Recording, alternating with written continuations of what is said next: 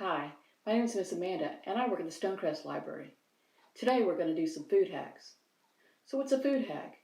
It's doing something what you normally do in an extraordinary way. So today we're going to make grilled cheese with an iron, and we're going to make a boiled egg with a coffee maker. So let's get started.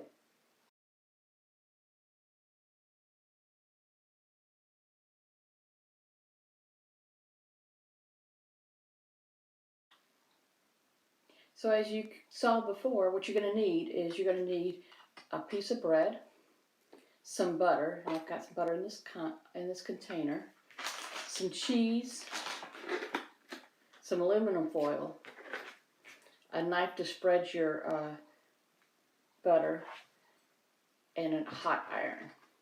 Okay, so what you're going to do is you're going to take your piece of bread. I'm going to just use one piece of bread and cut it in half for me. You can use any type of bread that you want that's in a slice. You can buy store-bought, or this was a whole piece of bread that I cut in half.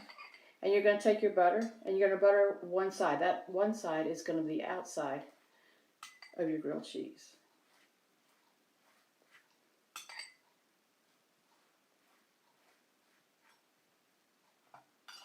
You're going to do that with your second piece.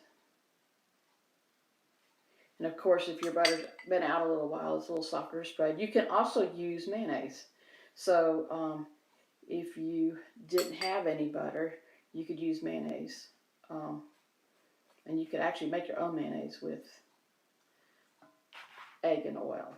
Okay. All right. And then you're going to need to go ahead and get your aluminum foil. And you want enough aluminum foil that's going to wrap around the sandwich. So I got a pretty good amount here. Okay. And you're going to take a piece of cheese. And any sliced cheese will do. And just use one slice. And you're going to put your cheese on the unbuttered side. Okay? And it can get kind of messy. You might need a towel to do it off. And then you're going to take your buttered cheese like that, and you're going to wrap your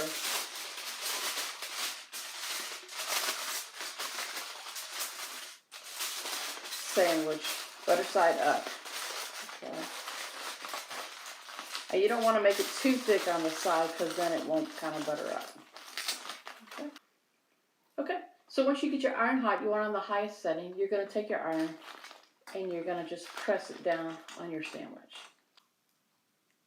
Okay, so we're checking up on progress. I don't know if you can hear, but you can start hearing that crackling sound. That means the butter's kind of getting a little toasty. And you want to press down pretty hard.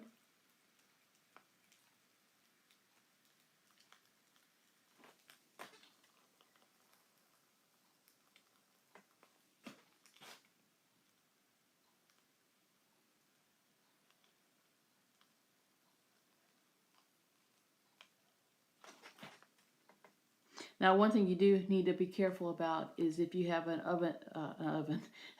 if you have an iron that shuts off after a certain amount of time, you do need to be aware of that, because if you wait, you may have to turn it off and then start back over again, so it may take a minute. So if you have an old-fashioned iron which doesn't have a shut off, that would be good. Okay, we're going to take a peek. Now be careful, this is going to be kind of hot because of course it's been sitting on that hot iron. Let's see. Definitely the cheese is melting. See if, so there you go. So there it's toasted on one side.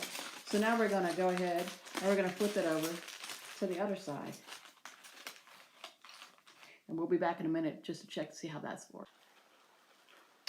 Okay, so we're on the second side right now. And again, you can hear it kind of pop and sizzle.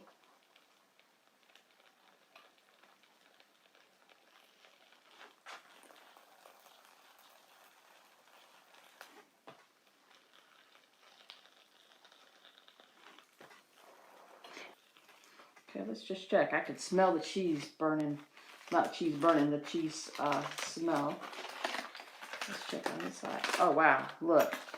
So it's toasty on both sides and it's awful gooey. Let me show you. And that's how you food hack grilled cheese. And it actually really only took a couple minutes total on each side. All right, I'm gonna enjoy this cheese. And we'll be back for our next, once it cools off, we'll be back for our next hack, which is having a hard-boiled egg, cooking it in a coffee maker. We'll see you in a minute.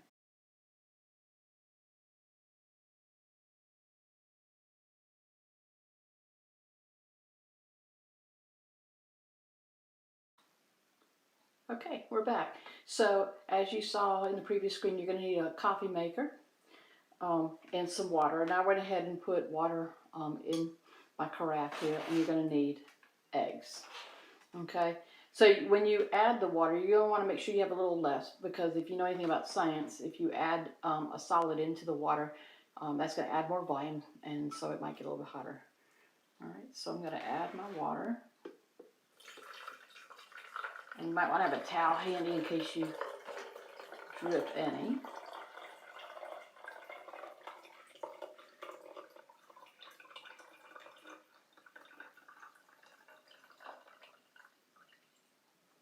Okay.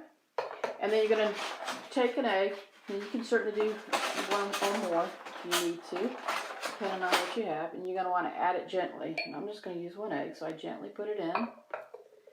Okay. And then you're going to turn your coffee maker on. And the coffee, you don't want any coffee in there, you just want the water, and the water's just going to come and brew like it is. Now, one thing about, you can use just about any coffee maker. You can even use a single one or even the K-cups, but you do want one that's going to have a burner underneath that keeps hot, that it doesn't automatically shut off. I tried this with, I have a single cup one, and it has a shut off, so as soon as the coffee's made, it turns off, and that will not boil your eggs. So you do want one that's got a burner that's going to stay on. Okay, so we're going to wait here a little while.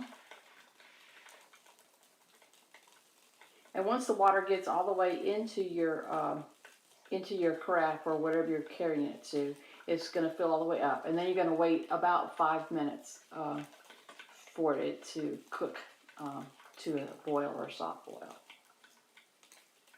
Okay, I'll be back in a minute once it fills up, and then we'll time it. Okay, I don't know if you can see, but it's about halfway up right now. So we have just a little bit more to go when it stops. Adding the hot water to your cup or your carafe or whatever you want to call the glass beaker. Or if you're using a single cup, into your mug.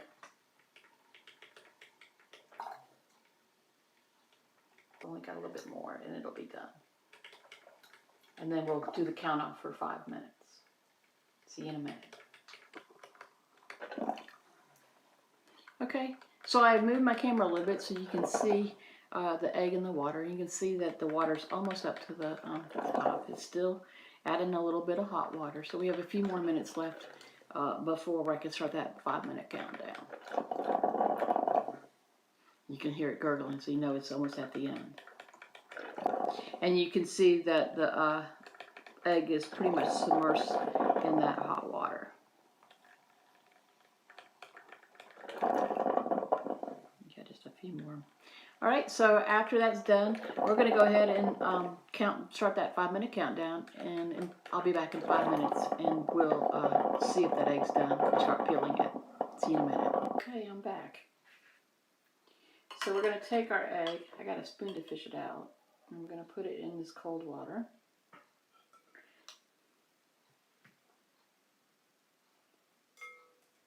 And the egg's not going to be perfect, so usually it's easier to, you can hear that it's cracked. And it's easier to shell an egg under cold water. So we're going to go ahead and do that. Okay, and I'm going to continue to peel it. It's a little harder to peel when you do it this method. And in a minute I'll come back with a hard-boiled egg and show you how it looks. Okay, I'm back, and here is my egg. It's all peeled. Okay, and there you go. You can see it a little bit easier. Alright, I hope you had fun today. Now, it was more of a soft-boiled egg, so if you want a real hard-boiled egg, you might want to leave it a little longer than I did. I left it about 5 minutes in that hot water. Hope you had fun today with Food Hacks. See you next time.